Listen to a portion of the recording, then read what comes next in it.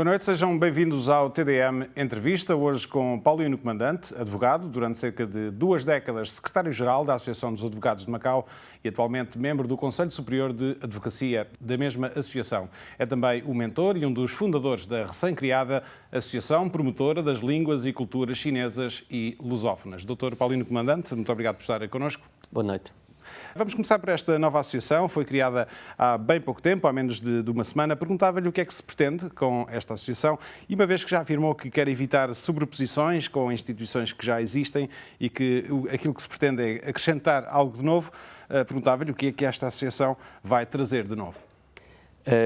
O nosso objetivo é promover contactos e intercâmbios entre os indivíduos da China e dos países da língua portuguesa, no âmbito de línguas, culturas, costumes, e para nós compreendermos e aprendemos com os outros, e daí poderemos estreitar os laços de amizade. Isto é o nosso objetivo principal. Na prática, como é que esses objetivos podem ser concretizados? Na prática, como estava a referir, que já existe atualmente já algumas iniciativas, associações e até instituições ou unidades com essa iniciativa. Da nossa parte, o que se pretende é acrescentar algo um bocadinho diferente, naturalmente dentro da nossa capacidade e as nossas limitações. Só que no que nós podemos fazer, juntamente com os nossos associados, é contribuir com o nosso esforço, embora seja pequeno, cada um tentar procurar uma certa área de especialidade, no sentido de nós podemos promover o intercâmbio, tal como eu referi há bocado, e culturas e o ensino, até a aprendizagem das línguas chinesa e da língua portuguesa. Pode haver iniciativas na área do ensino das línguas, seminários na área da cultura? Sim, acho que poderá haver esse tipo de ações. De momento, ainda vamos definir em concreto quais atividades que vamos desenvolver dentro deste ano. E vamos partir agora com o nosso primeiro passo, estabelecer o nosso contacto primeiro. E daí vamos, muito provavelmente, realizar um tipo de palestra, algum seminário, não de dimensão muito grande, e dentro da nossa capacidade. E sobre, atualmente, como está a situação por exemplo, a promoção da língua chinesa e portuguesa. Nós, os nossos sociedades, temos acho que temos uma especialidade, é que cada um de nós, a maioria, passaram a fase de aprender chinês ou a aprender português. E nós, sequer, podemos contribuir à nossa experiência própria. E daí podemos, se calhar, desenvolver a nossa maneira, digamos assim, e dentro da nossa capacidade, a promoção do nosso objetivo. Mais na área dos estudos culturais, por exemplo? E também, acho que dentro da cultura há muita coisa por fazer, nomeadamente arte, caligrafia, até medicina chinesa. Sobre a medicina chinesa, eu posso lembrar-me do acupuntura, que é muito interessante. Depois a cultura chá, até culinária, poesia, bordados, etc. Já afirmou que, numa primeira fase, Portugal e Brasil são os países com os quais esta associação vai procurar ter um maior contacto. Quais é que poderão ser os interlocutores desta associação em Portugal e no Brasil? E que contactos é que houve ou que vai haver dentro de pouco tempo? Naturalmente, contactos vamos estabelecer. Mas eu gostaria de acrescentar mais um ponto que eu acho importante para a nossa associação desenvolvermos os nossos planos, digamos assim, que nós não estamos só tentar promover o ensinamento, contactos partindo do parte dos países de língua portuguesa, mas sim também vice-versa, ou seja, também vamos promover juntos dos falantes de português a cultura, a língua chinesa para eles. E não só para os chineses, o ensinamento de língua portuguesa e a cultura ocidental. Uma vez que é um homem do direito, o direito poderá estar também no plano de atividades, de alguma forma, desta associação e de que forma? É interessante porque a cultura engloba também o direito. Eu só posso dizer uma situação que é muito especial, que é conforme a formalidade, digamos assim, para outorgar um determinado contrato, que é através da assinatura e mais a mais com assinatura de reconhecimento de assinatura perante o notário. Mas só que isto vem já da tradição chinesa, para o lado, a prática chinesa, para nomeadamente para uma instituição, para uma empresa, o que importa mais é o carimbo, porque o carimbo já vem da tradição, vem da história. Por exemplo, o imperador, o comandante do passado, era para poder exercer o poder, era necessário usar o carimbo. E daí, eu acho que podemos, partindo desse tipo de diferença, e tentar procurar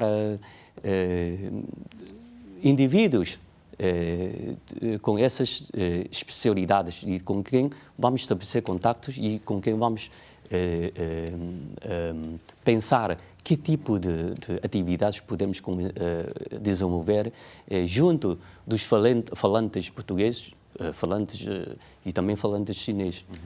A Associação de Advogados tem estado também ativa na promoção de Macau como um centro de arbitragem e mediação na relação entre os países de língua portuguesa e a China. De que forma é que a Associação poderá também dar um contributo nessa área? E perguntava-lhe, uma vez que tem estado ativo nesta frente, se foi também por aqui que surgiu a ideia de formar esta associação. Sim, naturalmente, quem seria mais idónea, naturalmente alguém da atual direção a pronunciar sobre o assunto, mas na verdade é que também tenho acompanhado e também tenho defendido essa ideia, tal como você estava a dizer. Eu acho que Macau, além de ser plataforma na área económica e comercial, mas também é uma boa plataforma para resolução de litígios na área, aliás, no espaço lusófono e a China. E daí os advogados de Macau têm essa vantagem por termos aqui condições em termos de língua, da nossa equipa, dos nossos advogados. Temos advogados bilíngues, também temos bilíngues no sentido de chinês e português. E também temos advogados multilíngua, embora não seja falante de chinês, não é? Mas falam português, inglês, francês, alemão e outras línguas europeias. Daí, Macau temos essas condições para nós podermos, e temos bons hotéis, sítios para realizar conferências e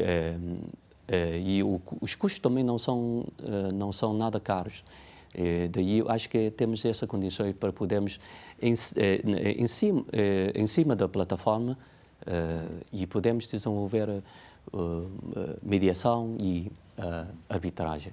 Tem havido desenvolvimentos nesta área? Esta é uma ideia que tem sido ventilada ao longo dos últimos anos, mas tem havido progressos palpáveis?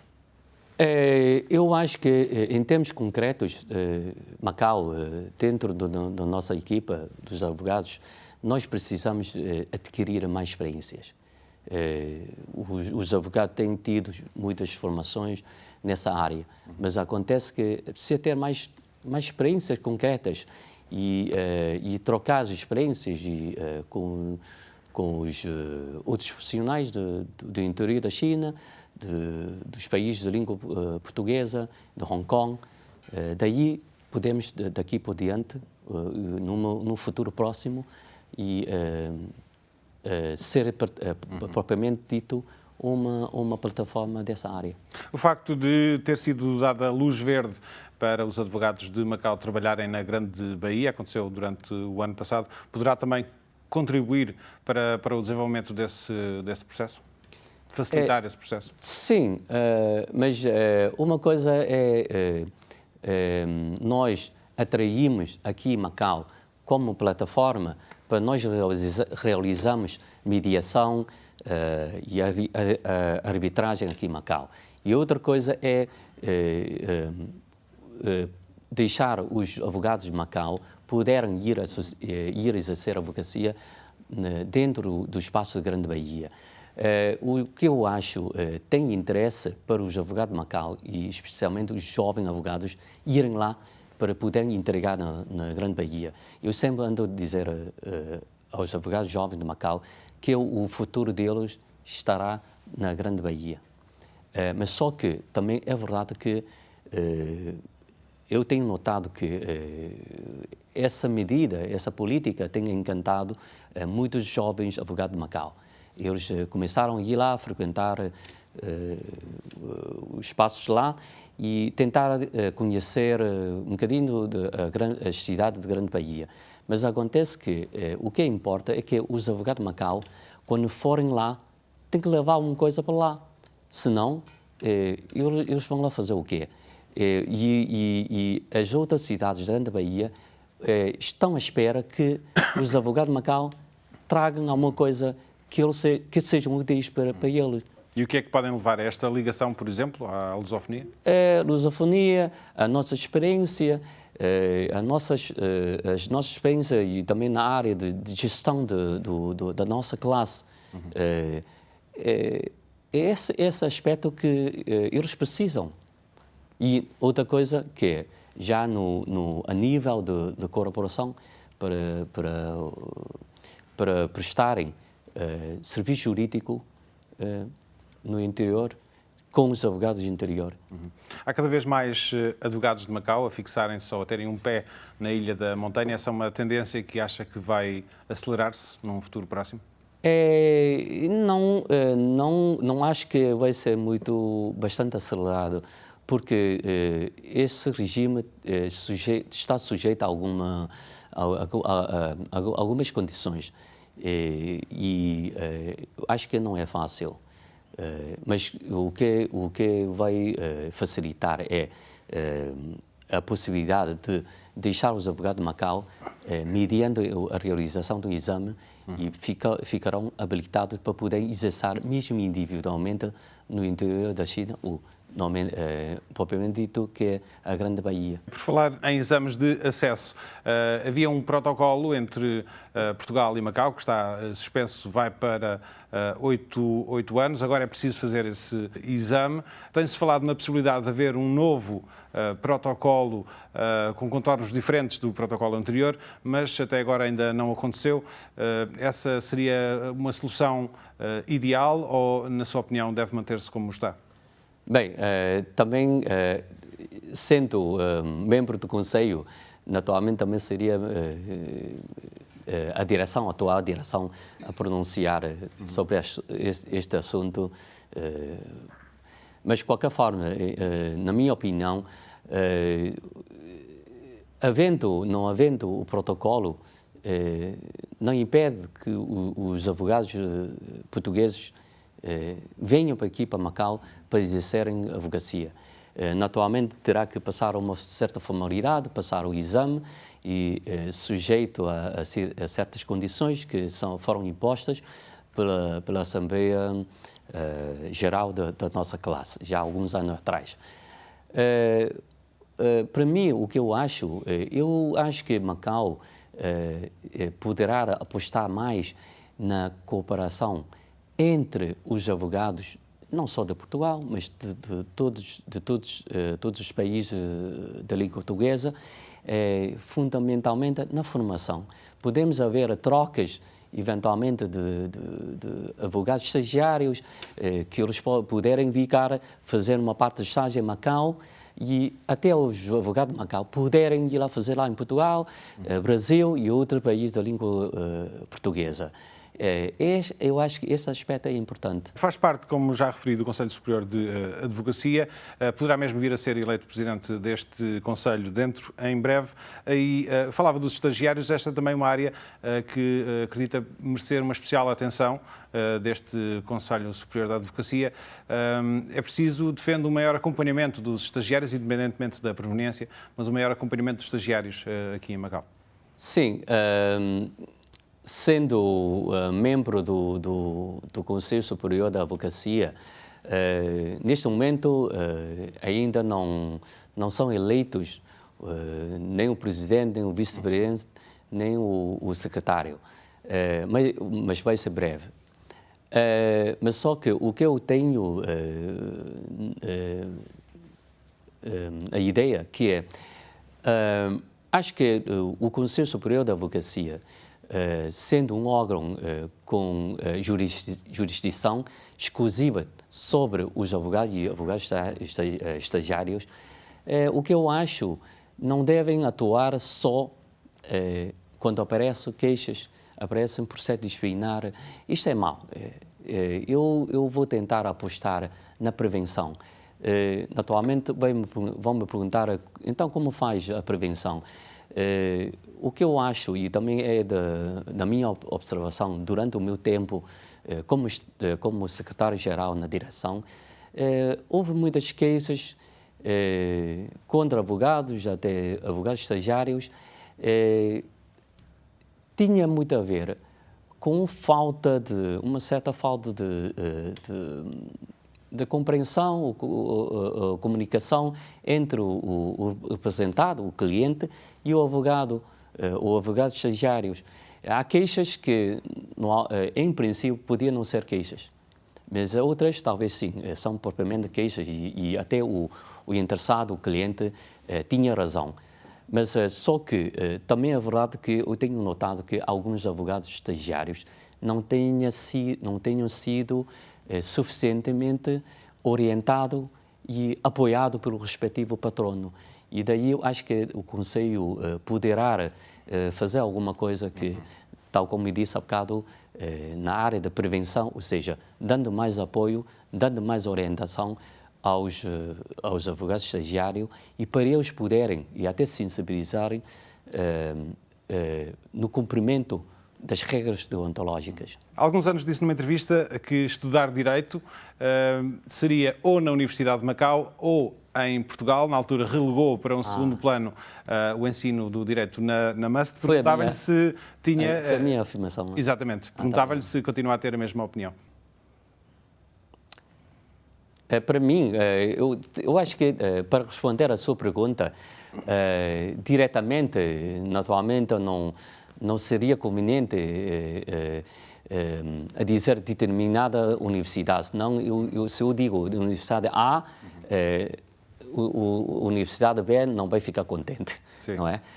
Mas, naturalmente, sendo um estudante agora perante mim, eu tenho que fazer uma opção para escolher uma determinada universidade para prosseguir o meu estudo de Direito, não é, do curso de Direito. Naturalmente, eu tenho que pensar, será que depois da conclusão do curso eu vou exercer a profissão em Macau ou noutro sítio? Se eu vou exercer em Macau, naturalmente, eu vou optar por uma universidade onde ensina efetivamente o direito a Macau. E se me perguntar se querem estudar em Macau, optando por ficar aqui, ou seguir o estudo lá em Portugal, naturalmente eu continuo a defender que, dentro da possibilidade e que seja admissível, naturalmente será lá em Portugal, porque tem todo o ambiente, naturalmente, que poderá ajudar o estudo. Falando em Portugal, como é que olha para o acordo de extradição de infratores em fuga que foi firmado entre Portugal e Macau ainda em 2019? O processo está parado, ainda não foi promulgado, mas também não está suspenso. Existem, como é sabido, vozes, quer em Portugal, quer em Macau, que têm sérias reservas em relação aos contornos, às implicações deste acordo. Como é que vê esta questão? Confesso que não tenho acompanhado muito sobre esse processo. Sei que houve alguns comentários aqui em Macau e lá em Portugal. O que eu posso dizer é que, naturalmente, sendo um advogado, eu estou mais preocupado com a defesa do direito do próprio arguido. Se o direito à defesa do arguido puder ser garantido, eu acho que pronto, é uma lei que está em vigor, naturalmente terá que ser cumprida, e sendo um protocolo, naturalmente será as entidades competentes dos dois lados a legislar e aplicar com respeito, naturalmente dos direitos fundamentais do próprio arguido. Uma das críticas frequentemente apontadas ao sistema jurídico de Macau tem a ver com a falta e a escassez de magistrados. A melhor opção, na sua opinião, nesta altura, continua a ser ainda a ir buscar mais magistrados a Portugal, a par, naturalmente, daqueles que vão sendo formados aqui, mas continuam a ser necessários magistrados vindos de Portugal, mais magistrados? Bem, para responder à sua pergunta, o que eu acho temos que olhar o problema com dois aspectos. Um é ver o número de magistrados locais, se esse número é suficiente para responder à necessidade local ou não. E, por outro lado, outro aspecto que é, porque vamos importar magistrados portugueses? Havendo já a formação de o número suficiente de magistrados em Macau. Mas a verdade é o que eu acho, como que é notado, e isto também é um facto, que os magistrados de Macau pertencem a uma geração mais ou menos nova. Como nós sabemos que a experiência só se adquire através do tempo e também não se adquire dentro de um determinado espaço. Havendo a troca de experiência, naturalmente seria sempre benéfico, não é? E daí eu defendo que, mesmo que havendo número suficiente aqui do quadro de magistrado local, nada impede que, e também é vantajoso que, vai convidar alguns magistrados portugueses para eles poderem trabalhar aqui em Macau, também trazer algumas experiências lá em Portugal, para Macau, e também para poder, não diria que ensinar, mas pelo menos trocar a experiência com os magistrados de Macau. Então será sempre benéfico, eu acho. Dando um passo atrás, falando da formação propriamente dita, que existe aqui em Macau, considera que tem havido uma evolução positiva? Em termos de formação de magistrados? Sim, e na área do direito em geral? E a direito em geral.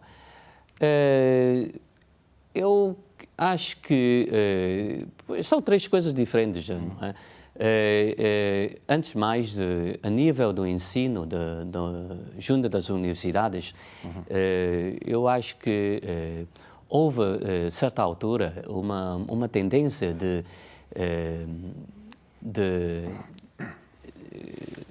como eu se diz, a nível das universidades, o que eu acho, houve uma certa altura, houve uma mudança, digamos assim, em termos de qualidade, mas recuperou um bocadinho. Mas o que eu acho... Já agora, quando é que foi essa mudança e em que sentido?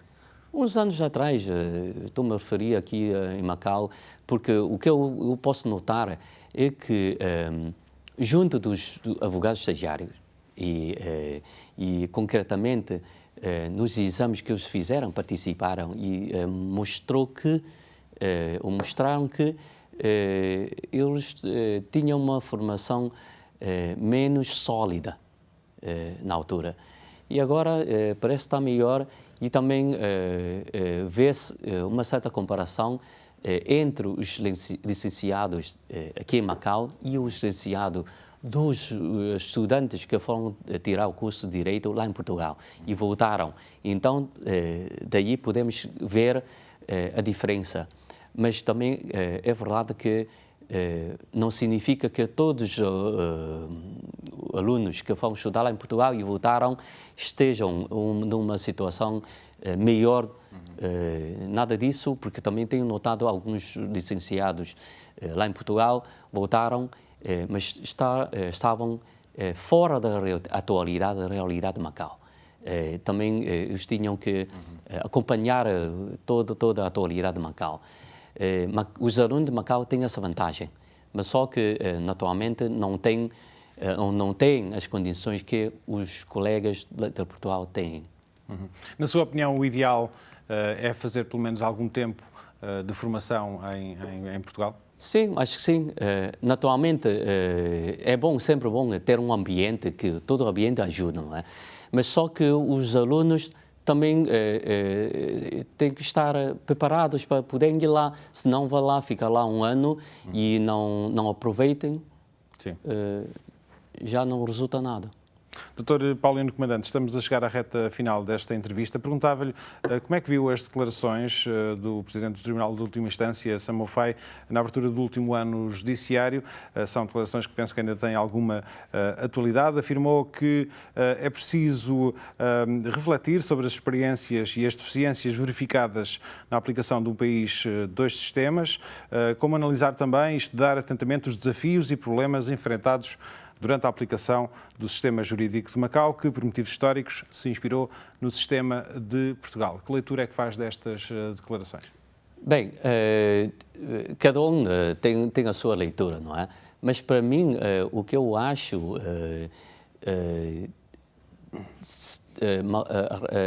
Raem já faz 24, 20... quantos anos? Vai para 21? 21. Macau, para o nosso sistema judiciário, eu acho que precisa de alguma reforma, porque ao fim de 20, 21 anos, 2 anos, não é?